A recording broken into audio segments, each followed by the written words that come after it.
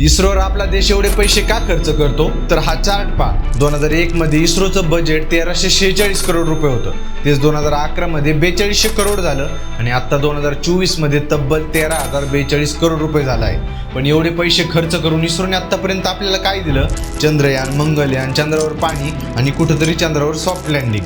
पण त्याचा आपल्याला काय फायदा? वर्ल्ड बँकेच्या एका रिपोर्टनुसार आपल्या देशात तब्बल 13 करोड लोक भयानक गरिबीत जगत आहेत. त्यांना राहायला घर सुद्धा नाहीये.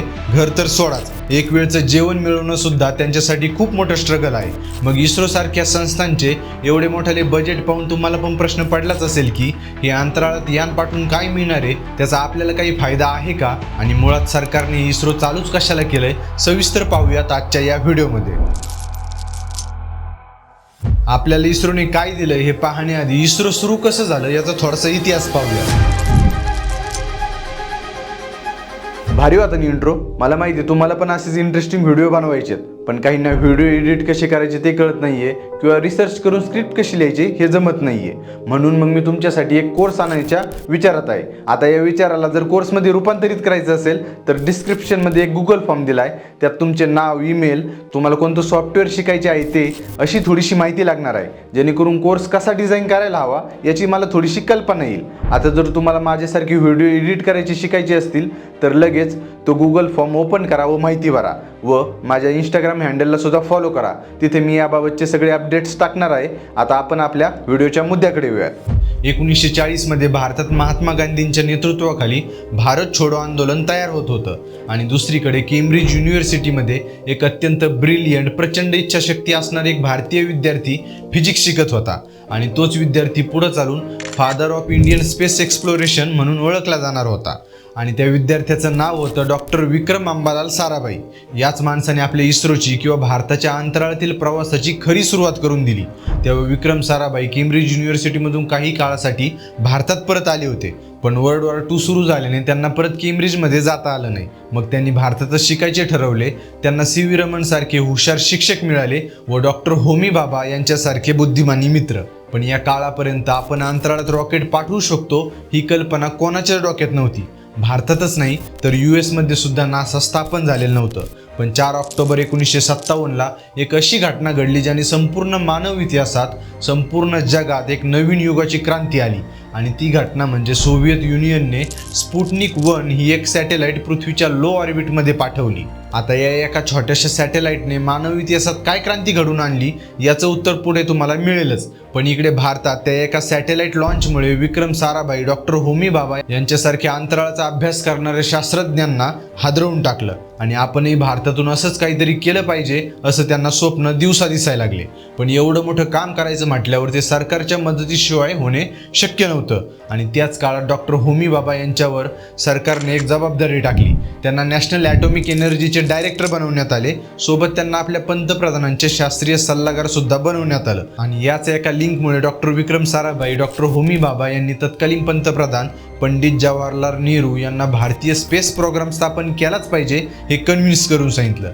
आणि अशा प्रकारे सुरुवात झाली इन्कोस्पार्क किंवा इस्रोची. पुढं भारतातूनच आपलं पहिलं रॉकेट लॉन्च करायचं असं या लोकांनी ठरवलं. पण तेव्हा आपल्याकडे काहीच टेक्निकल साहित्य नव्हतं. म्हणून विक्रम साराभाई यांनी नासाकडून रॉकेट आणले, फ्रान्सकडून पेलोड फ्रीमध्ये मिळवले, तर सोव्हिएत युनियनकडून कम्प्युटर घेतले. आणि शेवटी 21 नोव्हेंबर 1963 हा एक ऐतिहासिक दिवस उजाडला व केरळमधील थुंबा या एका छोट्याशा गावातून भारताचे पहिले साऊंडिंग रॉकेट अंतराळात यशस्वीपणे प्रक्षेपित करण्यात आलं. आता एवढं सगळं केल्यानंतर प्रश्न तोच आहे की याने काय बदल झाला? भारताला एक रॉकेट अंतराळात पाठवून काय मिळालं? तर सगळ्यात आधी इकडून तिकडून उधार घेऊन का होईना पण भारताचं अंतराळ क्षेत्रात पहिलं पाऊल पडलं, ज्याने विक्रम साराभाई नंतर सतीश धवन, डॉक्टर APJ अब्दुल कलाम यांच्यासारखे थोर शास्त्रज्ञ तयार झाले. आता इस्रोने आत्तापर्यंत केलेल्या महत्त्वाच्या मिशनबद्दल थोडीशी माहिती पाहूयात, जेणेकरून आपल्याला समजेल की हे मिशन करण्यामागे इस्रोचं काय ध्येय होतं आणि हे मिशन केल्याने देशाचा काय फायदा झाला, कसा फायदा झाला. तर इस्रोने 1975 मध्ये आर्यभट्ट नावाची पहिली सॅटेलाइट लॉन्च केली, हे तर तुम्हाला माहितीच असेल. पण त्या सॅटेलाइटचा उद्देश फक्त सायंटिफिक व टेक्नॉलॉजिकल रिसर्चसाठी करण्यात आला होता. त्यानंतर 1-2 सॅटेलाइट अशाच होत्या. पण 1983 मध्ये इस्रोने इनसॅट 1B नावाची कम्युनिकेशन सॅटेलाइट लॉन्च केली आणि ही सॅटेलाइट खरी गेम चेंजर ठरली होती. ही सॅटेलाइट प्रत्येक भारतीयासाठी, मग त्यात शेतकरी, विद्यार्थी, सामान्य वर्ग, उद्योगधंदे, सरकार अशा सगळ्यांसाठी काम करणारी होती. ही सॅटेलाइट भारत सरकारच्या कम्युनिकेशन सॅटेलाइट सिरीजचा पहिला पार्ट होती, जिचं काम होतं टेलिकम्युनिकेशन, ब्रॉडकास्टिंग आणि मेटेरोलॉजी सर्व्हिसेस भारतात स्थापन करणं.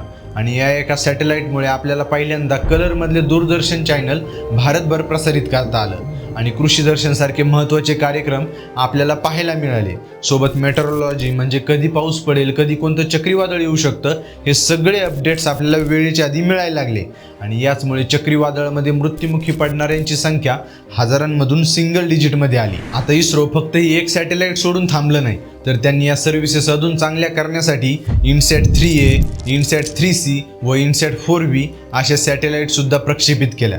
व आत्तापर्यंत कम्युनिकेशन सर्व्हिसेसला रिलेटेड असणाऱ्या तब्बल 7 सॅटेलाइट इस्रोने अंतराळात पाठवल्या आहेत, ज्यामुळे तुम्हाला फोनवर बोलता येतं. सोबत देशाच्या कोणत्याही कोपऱ्यात जरी तुम्ही असले तरी घरावर एक डिश अँटेना बसवला की TV सुरू होतो. असे विविध उपयोग असणाऱ्या या कम्युनिकेशन सॅटेलाइट इस्रोने प्रक्षेपित केलेल्या आहेत. त्यानंतर इस्रोने IRS-1E ही एक अर्थ ऑब्झर्वेशन सॅटेलाइट लॉन्च केली, जिचं काम होतं आपल्या पृथ्वीचा अंतराळातून अभ्यास करणे. आणि आत्तापर्यंत अशा 3 सॅटेलाइट इस्रोने अंतराळात पाठवलेल्या आहेत. आता हे झाले आपल्या सोयीसुविधांसाठीच्या सॅटेलाइट्स.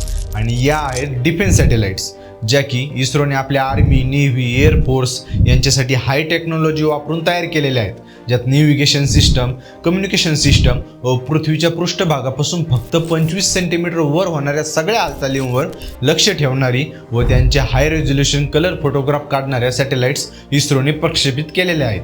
बघा, म्हणजे तुमच्या मोबाईल फोनपासून ते शेतातल्या पिकांपर्यंत व आपल्या देशाच्या सुरक्षेसाठी इस्रोने किती मोलाचं योगदान दिलंय. आणि हे फक्त सॅटेलाइट्सचं झालंय. Chandrayaan, Mangalyaan, commercial satellites launching अशा मिशनमधून सुद्धा इस्रोने देशासाठी खूप काही मिळवलंय. आणि हो, आपण इस्रोमध्ये करोडो रुपये इन्व्हेस्ट करतो म्हणजे परत रिटर्नमध्ये पण पैसेच मिळावेत अशी अपेक्षा करणं चुकीचं आहे. कसं काय ते एका उदाहरणातून समजून घेऊयात. वर्ल्ड वॉर 2 मध्ये जर्मनी व जपानच्या सैन्यामध्ये ताळमेळ राहावा यासाठी ते इनिग्मा नावाची एक मेसेजिंग सिस्टीम वापरत होते. आणि अमेरिका व ब्रिटिश हे मेसेजेसमध्येच ब्रेक करून जर्मनी व जपान यांची युद्ध रणनीती मिळवू पाहत होते व त्यासाठी त्यांनी अनेक हुशार मॅथमॅटिशियन कामाला लावले होते. शेवटी त्यांनी जर्मनीचे मेसेजेस ब्रेक करून दाखवलेच. पण या प्रोसेसमध्ये नकळत त्यांनी कम्प्युटर किंवा कम्प्युटिंगच्या क्रांतीला सुरुवात केली व जर्मनीपासून आपले मेसेजेस कसे सेफ राहतील हे शोधायच्या नादात त्यांनी इंटरनेटचा शोध लावला. आणि असं GPS ची सुद्धा सुरुवात झाली.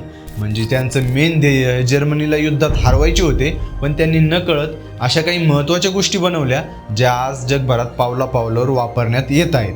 आता याच्यातून मला तुम्हाला एकच सांगायचं आहे की इस्रो जरी चंद्रावर, मंगळावर मिशन पाठवत असलं तरी त्या प्रोसेसचे जे साईड इफेक्ट्स होतात ते देशातील प्रत्येकासाठी खूप महत्त्वाचे आहेत. आणि जागतिक स्तरावर आपल्या भारताची जी सापांना खेळवणाऱ्या गारोड्याची व स्कॅम करणाऱ्या कॉल सेंटरची इमेजेस होती ती बदलून एक डेव्हलपिंग देश, ज्यात ट्रेड आहे, नोकऱ्या आहेत, चांगलं जीवन आहे असं आपल्याला आता पाहिलं जातं. आणि आपल्याला सुद्धा देशाबद्दल एक चांगला आत्मविश्वास वाटतो, कारण देश वेगवेगळ्या मार्गाने प्रगती करत आहे. आणि याच्यात कुठेतरी इस्रोचा खारीचा का होईना पण वाटा 100% आहे. तुम्हाला काय वाटतं, इस्रो आपले पैसे बर्बाद करत आहे की चांगल्या फ्युचरसाठी इन्व्हेस्ट करत आहे हे मला कॉमेंटमध्ये सांगा. आणि व्हिडिओतील माहितीमधून काहीतरी नवीन शिकायला मिळाले असेल तर लाईक करा. आणि इस्रोची ही मोलाची वाटचाल व देशासाठी केलेलं योगदान तुमच्या मित्रपरिवारासोबत नक्की शेअर करा. आणि चॅनलला सबस्क्राईबसुद्धा नक्की करा. चला भेटूयात पुढील व्हिडिओमध्ये. धन्यवाद.